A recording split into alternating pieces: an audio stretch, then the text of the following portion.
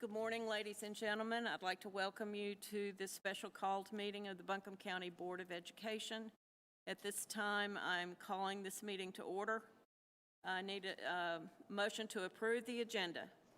So moved. Thank you. Could I get a second? Second. All those in favor? Aye. Aye. Any opposed? Let's all rise for the Pledge of Allegiance. I pledge allegiance to the flag of the United States of America and to the republic for which it stands, one nation, under God, indivisible, with liberty and justice for all. Ask that you remain standing for a moment of silence.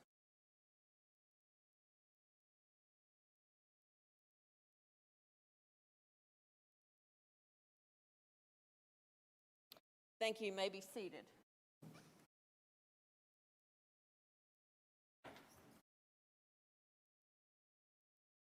At this time, I would like to thank Dr. Jennifer Mollendor, who's the medical director of Buncombe County Health and Human Services, for being with us today and helping us with information. Thank you. You're welcome. Thank you for having me. Minute, I have something. Okay. I'd like to welcome all the people here to the Buncombe County Board of Education meeting. The purpose of this meeting is to receive updates from the Buncombe County Health Department regarding COVID-19 transmission rates and other data regarding the spread of the virus in our community. This will be a brief meeting for a limited purpose, and we will not have public comment at this meeting.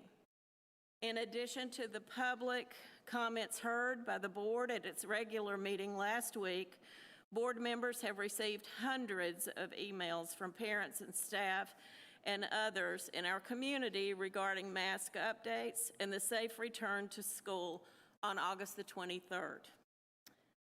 Dr. Mollendor. Thank you again. So good morning, and I have several slides to talk about data, both statewide and focused in more locally.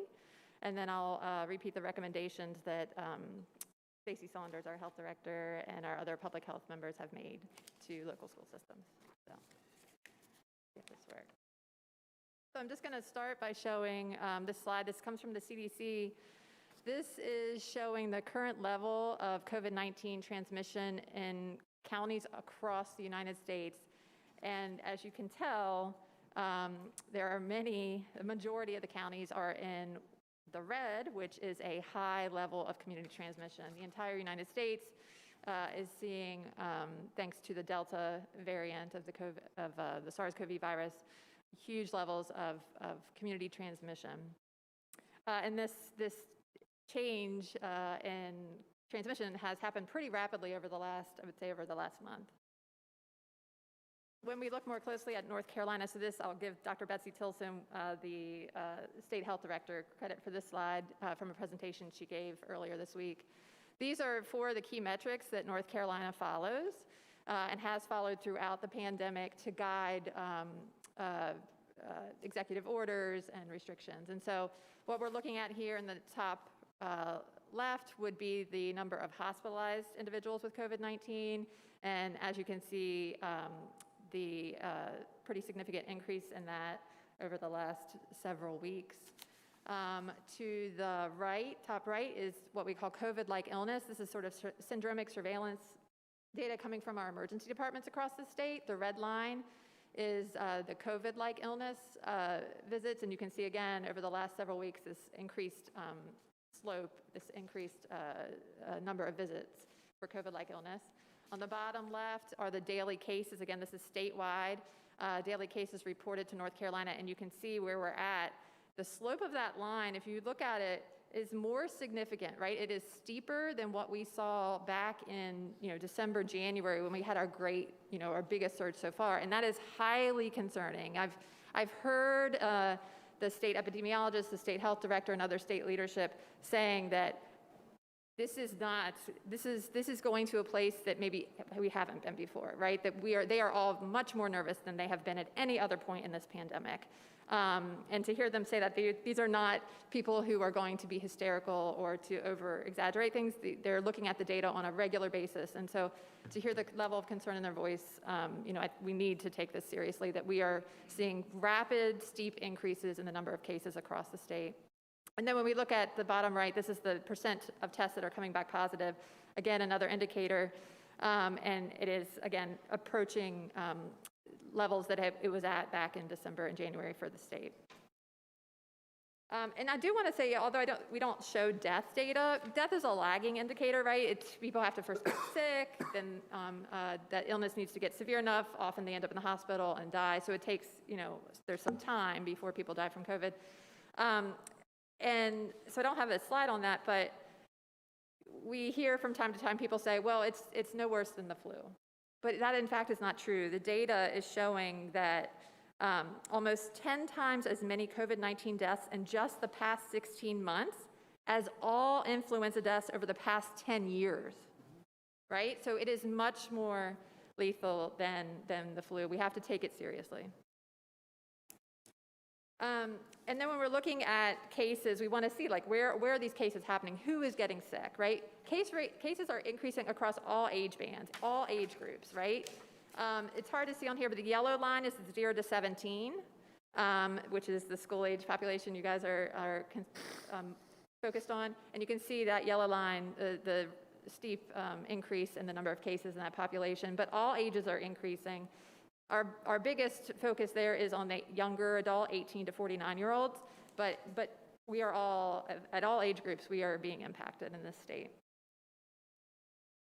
And then this is, again, just a slide to show, this is for the 14 days between July 28th and August 10th, showing, again, it's impacting every county in North Carolina, the number of new cases. And the data, both locally, statewide, and nationally, is showing that almost all new cases of COVID, almost all hospitalizations, and almost all deaths are happening in the unvaccinated population. It's not to say there aren't vaccine breakthrough cases. We expect that. There is no vaccine that's 100% effective. And when you have, as your denominator grows, as you have more and more people who are vaccinated, you're going to see more and more cases. We expect it. But what we're showing is that if you are vaccinated, you are more likely to have a milder illness and not have those serious complications of severe illness, hospitalization, and death. The rates of infection in the unvaccinated population just are much higher. And the reason for this is this Delta variant. So this is data from the United States on the left, the North Carolina on the right, showing how the Delta variant has just rapidly expanded and become the majority of all cases of SARS-CoV-2 COVID that we are seeing across the country and in the state, that it is just a much more highly transmissible virus and just sort of taking over. You probably have heard that, we've talked about the regular strain of COVID-19. If you had it, you were on average going to infect 1 to 2 people. With Delta, 6 to 8 people on average, right? So just much more easily spread. One of the most contagious viruses that we have had to deal with as humans. And then bringing it down a little locally. So this is North Carolina. This is data I pulled yesterday. The number of cases per 100,000 population. And you can see that a majority of the state is in the higher numbers. I would say in Buncombe County, we're right there. I mean, we were 1 case away from the dark blue, right? We were at 230 on yesterday, which was the maximum for that lighter shade of dark blue. And our cases per daily reports are going up. So that trend is going in the wrong direction. The percent positivity, again, for the state and Buncombe County is increasing. We're now, let's see, over July, or at the beginning of June, we were down to below 2%, the best, we'd seen since we started tracking this. And then the week after July 4th, we started to see that increase. So it doubled to 4%, went up to 7%, and now we're at 8.1%. And, it's on that rapid upswing, upward trajectory. This is our epi curve. Again, this is just for the county, but you can see on the right-hand side of that graph that steep increase in the number of cases, steeper than what we saw in the December, January time. Again, not something we wanted to see or clearly hoped to see at this point. The data on the state, so if a test is done by a provider and sent to an outside lab, that lab then automatically, most of the labs now, automatically feed into the state reporting system and so show up here pretty timely. If a provider does a rapid test that is done in the office, that's not electronically reported to the state. We have to enter that data and put it in. And so we make sure we enter that into our system and then get it to, there can be a little bit of a lag. But yesterday we added 182 new cases, right? 182. We were down to below 10 a day, just like within the last month. So you can see we are seeing a steep increase in cases, steeper than we've seen before. When we look at the ages, so this is hard to see. You can get this off the state website, but when we look at who is getting sick, who's getting infected, you can see that, yes, the majority is still that 24 or 25 to 49-year-old, but at the top, those lighter colors at the top of the bars, those are the younger populations. Those are the under 18-year-olds. And you can see that we're starting to see an increase in those cases. It's still, it's overshadowed by that 25 to 49 bar right now, but we are starting to see more cases in our children. And then hospitalizations, this is something that's clearly on lots of people's mind because we've heard in other states and other jurisdictions where hospitals are full, there's no ICU capacity, and so we're closely watching this and working with our hospital partners. So this is for our region, so the Western North Carolina region, and you can see again, since mid-July, an increase in the number of people who are hospitalized for COVID. I just spoke with Dr. Bill Hathaway this morning at Mission Hospital, and he said, that he's highly concerned that they are at a place where hospitals across the state are full, that it's hard to transfer patients out. And we have to remember, people don't just end up in the hospital for COVID. There are a litany of things that people need to be hospitalized for, need ICU beds for, need ventilators for. And so he's highly concerned. And we don't think we're at the peak of this, right? We are still expecting this to increase and are concerned about the potential for lack of capacity in our hospital systems across the state. When we look at hospitalizations by age, this is data, again, available from the state website. This is our region, the Mountain Area Healthcare Preparedness Coalition region. This is looking at, on a daily basis, who are the new admissions to hospitals, what age are they? And so the 17 and under is the dark blue at the top. You can see we haven't had a whole lot of hospitalizations for people of that age group, but when, just kind of looking at the data, sorry, let me get my water. In late July, we had two cases of children admitted, and that's the same. And then within the last week, we've seen it's gone up to 4. So again, not statistically, I'm not going to say it's statistically significant, but it is something that we want to keep an eye on. Vaccinations, just to put this out there, we've done a pretty decent job in Buncombe County compared to other counties across the state in getting people vaccinated. 61% of our total population is fully vaccinated, and 58% is partially vaccinated. But we still have a ways to go, right? Because we know that children like mine, who's 6 years old, he's in an age group right now where he can't be vaccinated. All those kids under 12 are really relying on the rest of us to help protect them. And then other individuals who, for whatever reason, might not be able to be fully vaccinated because of medical conditions. Our 65 and older crowd has done a great job, right? They know the power of vaccine. They know what communicable disease can do. They saw that in their early childhood. We're still working hard on that younger age, younger population to really get them motivated to step up and get vaccinated. We are expecting that they'll might be full approval of the Pfizer vaccine coming in the next, September potentially. We're hearing that Moderna might be authorized for 12 and over later this month. I mean, there's definitely change happening, and today ACIP is voting on whether to give additional doses to people who are immunocompromised. So a lot is happening in the world of vaccine. We're seeing an increase in people coming to our 40 Cox Avenue location. We're very excited about that, but there's still a lot to be done.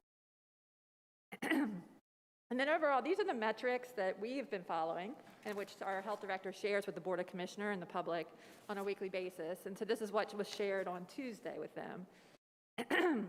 And so you can see, like, just between Tuesday and today, that cases per 100,000 population per week has increased. It was 219 on that day. It was 230 yesterday when I checked, right? So that's increasing. Our percent positivity was 7.4 on Tuesday. It's 8.1 yesterday, right? Increasing. So we're closely following these trends. Board of Commissioners are meeting on Tuesday to talk about, this data and potentially make some further recommendations countywide. But, data has always driven us. We are based in science, based in evidence. And so what I would say is that, these recommendations we made previously based on CDC and state guidance hold, right? We recommend universal masking of all students and staff in K through 12 schools. The data supports it. Studies over the last year have shown minimal transmission of COVID-19 occurred in schools that followed these mitigation measures with masking and physical distancing, even in areas where community transmission is high. And we're seeing it now. Some school systems have already gone back, and in those areas where they haven't implemented universal masking, they're already out. They're quarantining thousands of students. Some have already switched back to virtual. I mean, it's expected. We would expect that. And so we strongly recommend universal masking of all students and staff. And again, adoption of all the should statements and all the should recommendations in the Strong Schools Toolkit. And another benefit of masking, so, again, my kid was in virtual kindergarten in Nashville City Schools last year, and then went back, finally was able to make it back for those last, 6 weeks. But quarantine, I was always very concerned about that whole issue of quarantine and if he'd be able to stay in school. And so the beauty of the science is that now the new recommendation is that universal masking can be beneficial by removing the need to quarantine so many children. If a student that comes down with COVID, but had been wearing a mask consistently and correctly, and those other students that are identified as close contacts were also wearing masks consistently and correctly, those students don't need to be quarantined. They can stay in school and help with their in-person learning. And so that's such a benefit. If there is no universal masking, if there is no consistent and correct use of masks, we have to quarantine those students. But if they're doing the masking, we have a way to keep those kids in school and keep them in that better learning environment. The other concern, and I just want to put this out, these variants are happening because that virus is having the ability to infect and continue to mutate and spread. So if we want to keep from further variants from developing, that's where we need to shut down transmission. Because right now, this Delta variant is scary, it's terrifying, but we know that we have effective vaccines. It is quite possible, and what keeps the state health director up at night and worries many of us is there could be a variant develop in the future, vaccines not being effective at all. And then we're back to where we were last year. And that terrifies all of us. And so that's where the CDC is recommending masking of all individuals in public indoor spaces. So again, science is driving all that. If you have any questions, I'm certainly able to answer any at this time. Okay, board members, do you have questions for Dr. Mollendor? I do. Hey, Dr. Monitor, thank you for being here today. Just for my clarification, I want to, and maybe the audience is, so you were speaking about the guidelines for quarantining. Yeah. So if there's mask optional and there's some kids in the classroom that are wearing masks and some kids that are not wearing masks, do the ones that are masked get to not quarantine, or is it just Yeah, so it's everybody about has that, to? so when we identify who are the close, so if we find the case, who are Okay. the close contacts? If that case was masked and a close contact was masked, they don't have to quarantine. If there was an unmasked close contact, they would have to quarantine. Okay, so the unmasked close contact, that's symptomatic or not, or, The asymptomatic because they're, Yeah. And here's somebody who's masked in close contact, and here's somebody who's not masked in close contact. This person goes out, or yeah, do so all they of them go both, out? the case and the contact have to both be masked. The case and the contact? Yes. So what I'm hearing then is that it doesn't matter that the contact is masked. They both have to be masked. Okay. And that could spread out, given the size of our classrooms, to involve the Yeah. majority of the class? Yeah, I mean, it depends on, again, like being close, within 3 feet, like is what the school guidance is, for 15 minutes or longer in a 24-hour period. Okay, thank you for clarifying. Yeah, that. I know, and it's sometimes hard, all Yeah, thank the nuance. Other questions from board members? Max? Dr. Mullendore, I was looking at your slide, speaking of the weekly metrics as tracked by Buncombe County Health Department. Now, is this going to be an ongoing effort on the part of Buncombe County Health to maintain this weekly metric information that would be at our disposal? I mean, we have done it since Stacy started back in August, September. We probably started doing this with the Board of Commissioners. And then I do think we've started sharing it weekly with our public. So we're on this pattern where, every other week there's a Board of Commissioner meeting, and then in the off weeks we do a press release. And so we've included that on a weekly basis to the general public. So Right. Yeah, I think we've been watching it all along Yeah. throughout the entire process. I just wanted to be sure that you were going to be continuing. as far as I know, Okay. we will continue to be sharing Right. this publicly. And again, going back to the notion of quarantining, it would sound to me like under our current policy that we had adopted, looking at possibility of the vaccination, people who may have had vaccination, that would potentially create a situation that it would create more quarantining if one person, maybe the vaccinated person, tested positive, breakthrough, or what have you. That could affect an entire group of children in the classroom who had come in contact. But if that person were masked in the same situation, it would just be the person who tested positive would be quarantined, and the rest of the group would be able to remain in school. Is that Right, what I'm hearing you say? the case is isolated. That's the language, right? The semantics. Understood. The case is sent home and on isolation, but the quarantine affects, like, who are those close contacts? Yeah. All right. Thank you very much. You're welcome. You're welcome. Other board members? I have a question. I understand that the commissioners are going to vote next week on a mask mandate. Can you speak a little more specifically about the nature of that mask mandate that they are considering and what that would cover in the county? I can't speak specifically, right? All I know is that, public health, our health director will be presenting some updated data to them. And we're in constant conversation with our county manager and then the Board of Commissioners, presenting updated data and some recommendations. And then but I can't speak to the specifics of it. I think it's still being determined. Okay, thank you. Yeah. I had a question. Yes. When we look at the slide that you had on NC 4 key metrics, it's a little confusing for me because 2 of these, it appears to me, are only giving us data for the past month. And so we're looking, at a slightly exponential growth, a pretty linear growth. But then the 2 this way, Yeah. it's like all of COVID. Do we have the data for the currently hospitalized and the positive tests? Do we have that? So this is coming from the state website. It exists, clearly it exists. This is coming from the state website. And so I think because, again, this has been going on for 18 months. And so it's hard to get all that data. You can see how the EpiCurve gets really crunched. This definitely does exist. Thank you, sorry. It's just not available for me to pull from the state website at this moment. You know what I mean? I hear you.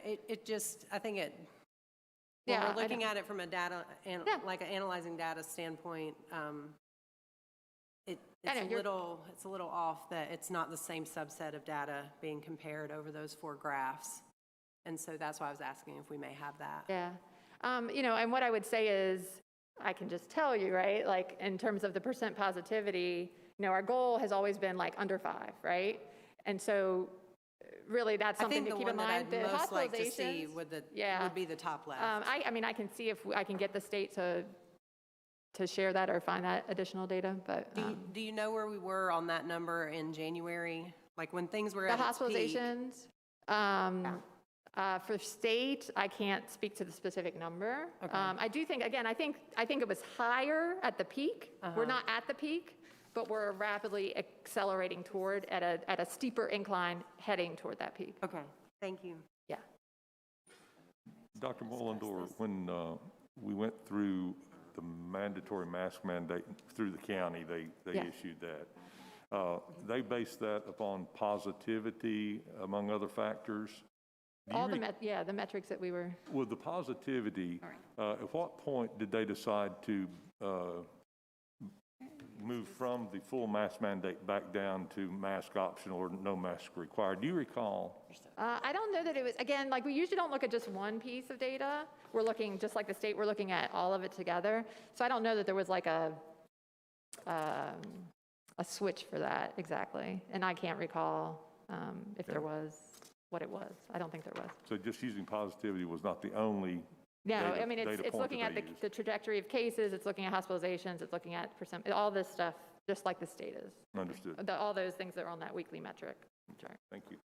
I do want to say, I do appreciate that we are still getting, or that we can get the weekly metrics, because just like you just said, you guys look at more than one piece of data, and I think the thing that bothers me about the CDC map is it can just be one piece of data that's pushing us into red, because it's just two. So they're looking at just two things, being looked at, and cases. it's an or, it's not an and so I appreciate that we have this, because I think it is important to look at more than just Oh, yeah. one piece of data, and that's what that map is doing. Other board members? Thank you, Dr. Mullendorf. You're welcome. Thank you for having me. At this time, Dr. Baldwin? Presentation. Yeah. Here.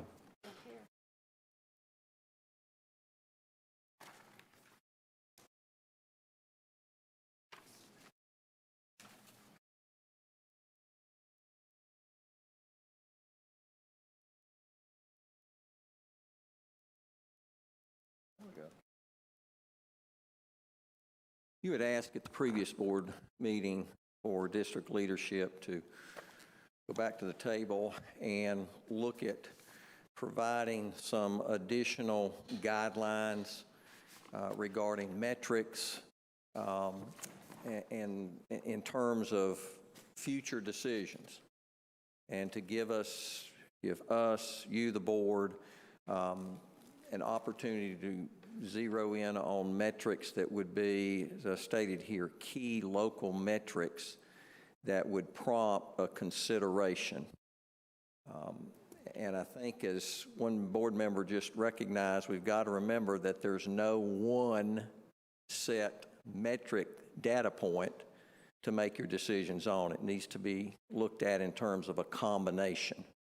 And it needs to be looked at from a local standpoint, because that's what impacts us. I think seeing the state, seeing the national trends are important, but where the rubber meets the road is what's taking place regarding our student and staff population in Buncombe County Schools. So that's what we've tried to do.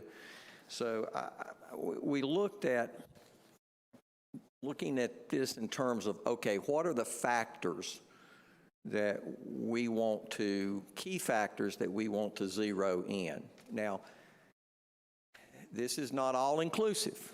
There are other factors. Dr. Mullendorf presented 10 times more than these. But for us, in terms of our discussions here regarding our schools, these are the 4 that we identified. And the first is the percent positivity rate. Second is the color code assigned to Buncombe County. That's the level of community transmissions. Because in essence, our schools represent our entire community, don't they? Third, which is very specific for us, is the number of Buncombe County school students and staff that positive COVID cases. And I know that several of school systems over the past week have come back just like you, gotten new data presentation, and some of those have actually even begun since they're year-round schools. And so what the prime concern that I heard in observing them was what is happening inside their school building. So the number of positive cases is important, but for us as educators, what is equally, if not more important, is the number of BCS student and staff quarantines and isolations. So what that means, and it just isn't regarding the loss of instructional time, because I think I shared with you the ABC Science Collaborative. All the school systems across the state were required to send their data in. And for us in Buncombe County alone, when we were in Plan A, which is in-person instruction, which is where we will begin on August 23rd, thank goodness, right? Thank goodness. That's not where we started last year, was it? We were in a virtual world last year. We're in person this year. So when we looked at that particular area, what we found was that we needed to determine last year the loss of 1,600 students to quarantines during that period of time. And I also shared with you that was a result of 124 positive cases. So as you heard Dr. Mullendorf talk about contact tracing and how many students are taken out, that each one of those students represented 10 to 14 days of not being in our school building or not receiving instruction as we could have provided with that, at least a portion of that in person. That's huge. That's a loss of instructional time for us. And you've heard me say this, the theme for us this year is recovery and advancement. We got a lot of academic recovery to do. We've got a lot of social emotional recovery to do for our kids. That started this summer with 3,000 of our students involved in the largest session of summer school our school system has ever provided. So it's already begun. That's got to continue. We need our kids in that school building. Now let's look at it from a parent standpoint, or in my case, a grandparent standpoint that helps out the parent with keeping the kids. Those 10 to 14 days, and they're not in that school building, they've got to be somewhere. That comes back then for time. Last year we heard over and over that time commitment away from work because those children have to be supervised. That's the responsibility now that will come back on parents and, in many cases, grandparents. So those are the four factors that we focused in on. And I wanted for the public, and we heard a bit about this, and it is very challenging. Again, that was referenced by a board member. When you look at the different resources out there, you have the federal, the CDC, you have the state, North Carolina Department of Health and Human Services. You also have another federal agency that's providing quite a bit of data. In fact, if you looked at those four resources, the one that contains the most data is coming from the U.S. Department of Health and Human Services. Then you have the North Carolina Department of Health and Human Services providing information. And then finally, as Dr. Mullendorf provided you, what impacts us the most is the local Buncombe County metrics. So those are the resources that we have been using throughout last school year, into this school year, over the summer. And the color-coded map that I referenced as a factor, just want to make this note, and that is from the CDC. So now the CDC map includes all the counties across the country, including Buncombe. North Carolina Department of Health and Human Services now reference this particular map. Prior to that, you recall, we were showing you several maps from the North Carolina Department of Health and Human Services, and that is no longer in existence. It now has been transitioned to the federal map. And I think this was referenced, Mr. Queen, I think you brought this up, but that map is updated daily, uses a combination of total cases per 100,000 and the percent positivity. So those are the two factors, okay? The 4 color codes designated per county. If it's high transmission, it's in the red, which, as you saw with the first slide, that's where we are as a county. If it moves to orange, it's substantial spread, moderate is yellow, and low is blue. So those are the factors that we've identified. These are the resources, again, that's available for anyone to access. I actually think I included the website, the web link as well for you. Now, proposal, because this is what you've asked, and let me say this. I think this is what we've got. Change is the single constant that we in the school business are impacted the most in dealing with COVID. Change. I'm firmly convinced that how we start this school year may look very different than how we're operating in October, November. Maybe I'm just optimistic, half glass full. Maybe not October, November, we may look the same. Maybe January, February, but my point is, I think we're going to see change take place, and that's why you as a board have committed to looking at this on a frequent, minimum, monthly basis, looking at this data, because change is ultimate. We may begin this school year. Currently, we're on track to mask all but vaccinated students and staff. That's where we currently are today. That can change. And you've heard me say with the Delta variant, based on what I'm seeing data, because that's the first thing I do when I wake up in the morning, is I'm going to those sites and looking. This Delta variant is a whole different animal than what we were dealing with last year. That change now has been compressed, the potential for that change. So again, what we're going to present is what does it look like, okay? And again, as I said, reviewed at a minimum during each monthly board session as a benchmark only, because again, no one metric should determine that decision, and subject to consideration of all relevant factors. The Board of Education would consider a change in face covering protocol, because that's the biggest concern right now, isn't it? The face covering protocol, in consultation with Department of Health and Human Services from this county, local. Now, that's no different than what you've been doing since March of 2020. You've listened to the science, you've listened to the local public health experts who are trained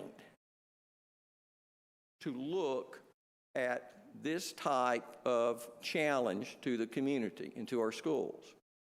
And here's the following local metrics that we propose. First off, let's find ourselves somewhere in the school year, and let's say we're in a situation where we're no longer masking, but all of a sudden something spikes. We see issues in the community with transmission. It could be a different variant. Who knows? What do we look at? We would look at the percent positivity rate, that it equal or exceeds the state average. If we need, this is again, do we tighten and or coded as either orange or red? Remember, red is high, orange is substantial on the CDC level of community transmissions map. Maybe maybe in 3 months that map is replaced. Again, change. Maybe it's something else we're looking at that provides that same type of descriptor for us. and/or the number of student and staff positive cases and quarantines significantly increase, and again, over a 2-week period, 14 successive days. Now, that's important for us. I'm telling you, the quarantine piece is huge for us because we need our kids to recover and to advance. We need our kids in school. That's going to give our teachers and our educators in our schools the best chance to help our students. So that's how we maintain our time. But now let's talk again about, we start very tight, but I have no doubt that somewhere in the school year, you're going to have a Dr. Mullendore or a Stacy Saunders come before you, and the information they give you and give this public is going to be much more positive. Why? Because all of us are working together to mitigate this. And that's what it's going to take. That's what we're hearing, right? As a community, we're all going to work. We're all going to work, lock arms. It's going to be better. So, when do we look at decisions in terms of reducing or amending those face covering requirements? And here's our thought. The percent positivity remains below the state average. To be honest with you, we've been pretty consistent with that one, haven't we? There have been times we've gotten very close to the state average over the start of COVID. Second, and/or coded as yellow or blue. Okay? That means that we've dropped to a moderate or low status. And/or the number of students and staff positive cases and quarantines are reduced over that 14 successive day time period. I'm convinced that we will see a time this school year where those factors will all line up, and then it's the decision that will allow those restrictions to be reduced. We can't think of COVID. All we can think in terms of COVID and where we are in the schools is a snapshot. And we have learned, haven't we learned? Hasn't all of us learned the change piece? So this is our attempt to provide what you requested. I will note something very, very important, and that is in terms of tightening not only the face covering requirements, but tightening how we provide safe instruction that can be issued specific to a school district, our entire school system. And what Madam Chair just reminded me this morning, that could also even be a classroom. Because again, the quarantines are the impact. 7% of what we saw last year during that Plan A operation, 7% of those students that were sent home for 10 to 14 days, 7% of them were actually COVID positive. The rest were asymptomatic, and to our knowledge remained asymptomatic. But think of the numbers, think of the days out of our school system. That is a significant impact. So, Madam Chair, that's our best shot at this. Certainly want to hear the board's feedback, and we're ready to go back to the drawing board if regarding suggestions or thoughts. Are there questions from the board? Hearing none, in light of the information provided by the health director, I would entertain a motion to amend the action approved last week, option B, and remove the exemption to the mask requirement for individuals that are vaccinated. If approved, this action means that all students, staff, and visitors are required to wear face coverings consistent when indoors and regardless of the vaccination status.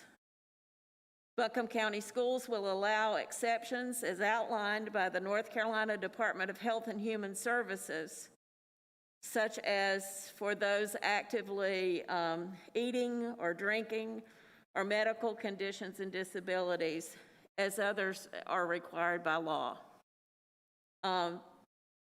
Would there be someone on the board that would make that motion? Madam Chair, just to clarify, that motion basically is following the CDC and the local health department's guidance That is correct. completely. I would be happy to make that motion. Thank you. I would second. Thank you. So I have a motion and a second. Is there discussion? I just have one question. I assume this would also apply to our central office, not just our school facilities. Is that correct? That is correct. Can I ask a question? Does this change what we voted on at the last meeting with regard to athletics? It would still stand. Isn't that correct? That motion would still stand. Okay. Any other questions, comments from the board? Then I have a motion and a second. So I'd ask all those in favor of this motion? Individually, or are you asking all of us to collectively? Do you need to poll each of us individually like in the I past? do not, Okay, because we're all here. got you. Aye.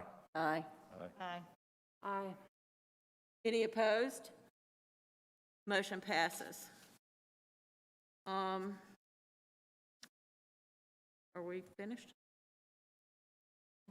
Is there a comment or a question from the board? Hearing none, I would entertain a motion to adjourn this meeting. So moved, Madam Chair. Thank you. Could I get a second? I Dr. guess I Baldwin, had did a you have second. I saw your hand, Dr. Baldwin. Did you have a question? Didn't know if the board, that's the board's discretion of whether, at least if we could just get some acknowledgement that is the direction for us to go, because what we want to do is provide that out to the public so that they see what the guidelines are and at what point in time those would be strong factors. You're talking about the metrics. Yes. Madam Okay. Chair, I would move that the consideration and change in operations presented to us by Dr. Baldwin and the system be adopted as presented. I second that. All right, I have a motion and a second. Any discussion? I just would like to ask, so on here, Dr. Baldwin, where it says and or, it would seem, just because we've always been, like, we're probably going to remain below that % positivity. So it would seem like it would make sense for it to be an and, because if it's an or, that first piece is always going to be true. Does that make sense? That does make So sense. it would seem that should be an and. So if our % positivity rate is below the state average and we are yellow or blue with regard to reducing those requirements, that's what we would be looking at to revisit, to go potentially mask optional. Is that what I'm understanding in here? That we could certainly make that adjustment. I think that's logical, and the historical pattern Yeah, because supports otherwise it's that just always going to be 100%, true. right. Okay. Go? Any other questions? So is Now, that- but in the tightening, it probably needs to stay and or, because we're just never going to exceed that state. We might. Hopefully not. I mean, I hope we don't. I but think we the likelihood could. is very small, given that our vaccination rate is so much higher than the state average. So I think that the tightening, if that stayed an or, but the reducing is going to need to be an and. Are you offering to make that as an amendment to the motion? Well, I think if we don't amend that bottom part, if we're saying and or, and right now we meet that or, And because we are below the state I'm average. okay if you're offering it as an amendment to allow that per council. Should we? So if you want to change, the motion was based on exactly what Dr. Baldwin presented. Yep. So a change would need to be an amendment to that motion. Okay, I would So- like to make an amendment that the second piece, the reduce or amend requirements, that the and or changes to and in both pieces. And for council, I'm okay with allowing the amendment. I'm not going to second it. I'll let someone else, if they feel Okay, so as long moved, to as you second it. accept that I amendment. accept the fact that she wants to make that if someone else is willing to second it. Okay. So as my understanding, as long as Mr. Bryant accepts this change, Right. then we can go ahead and the vote stands. in- Right, you haven't voted yet. So all Okay. you've had is a first by Mr. Bryant, and you had a second. By Mr. Queen, did you who's, Amy. Ms. Churchill? Churchill seconded. And does any board member object to us moving forward with this motion as amended? I just would like some clarification to make sure that I heard it correctly. We are striking "or" from both maintaining or tightening and reduce or amend requirements. No, only on reducing. It doesn't make sense to strike it on maintaining or tightening. It does for the reducing. On part two. I misheard what you said, so thank you for clarifying that. Okay, Mr. Bryant, Yeah, and I'm fine with it. For that? I'm fine with it, and I think we all need to understand that we're not eliminating paragraph 2. It's a benchmark only and subject to consideration of other factors. sure, So yes, I'm fine with it. okay. So I have a motion and a second, and now we can vote. Is that correct? Yes. All in favor? Are we voting on the full motion as amended? Is that correct? That is correct. Thank you. All those in favor? Aye. Aye. Any opposed? All right, that being said, I believe it's now time to adjourn. And I have a motion to adjourn, and I have a second. All those in favor? Aye. Aye. Any opposed? Thank you very much. This meeting is closed.